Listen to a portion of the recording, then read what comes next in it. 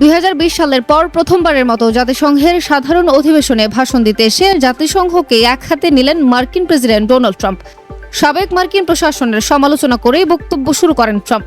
শুধু তাই নয়, সীমান্ত ও জলবায়ু ইস্যু নিয়ে চলমান বিশ্ব ধারণাকেও সেকেলে বলে উড়িয়ে দিয়েছেন তিনি। পাশাপাশি ফিলিস্তিনকে স্বীকৃতি দেওয়া মানে হামাসকে পুরস্কৃত করা বলেও মন্তব্য করেছেন আমেরিকান নেতা।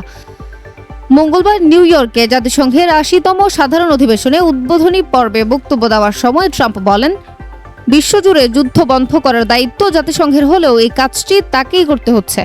দ্বিতীয় মেয়াদে প্রেসিডেন্ট হিসেবে দায়িত্ব নেবার পর ৭টি যুদ্ধ বন্ধ করেছে। এই কাজের জন্য নোবেল পুরস্কার প্রাপ্য তিনি। তবে তিনি আরও বলেন, নোবেলের চেয়েও বড় পুরস্কার হলো লাখ লাখ মানুষের জীবন রক্ষা করতে পারা।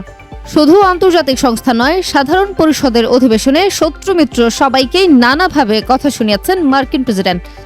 তিনি ওয়াশিংটনের বেশ কিছু মিত্র দেশের ফিলিস্তিন রাষ্ট্রকে স্বীকৃতি দেওয়াকে ভয়াবহ নৃশংসতার জন্য হামাসকে পুরস্কার হিসেবে উল্লেখ করেন এবং একই সাথে শান্তির জন্য জিম্মিদের মুক্তি দিতে গোষ্ঠীটিকে আহ্বান জানান।